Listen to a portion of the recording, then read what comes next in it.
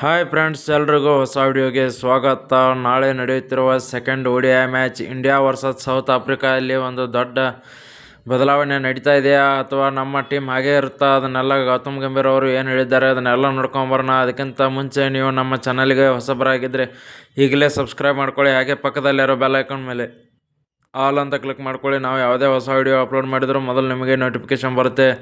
ಬನ್ನಿ, ಮೊದಲನೇದಾಗಿ ನೋಡೋದಾದರೆ ಒಂದು ಮನೆ ಮ್ಯಾಚಲ್ಲಿ ಬ್ಯಾಟಿಂಗ್ ಲೈನಪ್ಪಲ್ಲಿ ನೋಡೋದಾದರೆ ಒಂದು ಬೆಂಕಿ ಪ್ರದರ್ಶನನೇ ಬಂತು. ಬಟ್ ಯಾವುದೇ ಕಾರಣಕ್ಕೂ ಟೀಮ್ ಚೇಂಜ್ ಮಾಡೋ ಚಾನ್ಸ್ ಇಲ್ಲ ಅಂತಲೇ ಹೇಳ್ಬೋದು. ಯಾಕಂದರೆ ಈ ಪ್ಲೇಯರ್ಗಳೆಲ್ಲ ಸೆಟ್ ಆಗಿದ್ದಾರೆ. ಬಟ್ ಈ ಗೆದ್ದ ಕಾರಣದಿಂದಾಗಿ ಇದೇ ಟೀಮ್ ಕಂಟಿನ್ಯೂ ಆಗೋ ಚಾನ್ಸ್ ಇದೆ ಅಂತಲೇ ಹೇಳ್ಬೋದು. ಹಾಗೆ ವಿರಾಟ್ ಅವರು ಕೂಡ ಇರ್ತಾರೆ. ಅವರು ಕಳೆದ ಮ್ಯಾಚಲ್ಲಿ ಯಾವ ಥರ ಬೆಂಕಿ ಪ್ರದರ್ಶನ ಕೊಟ್ಟಿದ್ರು, ಹಾಗಾಗಿ ಅವರು ಅಂತೂ ಇರಲೇಬೇಕಾಗುತ್ತದೆ. ಯಾವುದೇ ಥರನಾದಂಥ ಚೇಂಜ್ ಆಗೋ ಚಾನ್ಸ್ ಇಲ್ಲ ಅಂತಲೇ ಹೇಳ್ಬೋದು.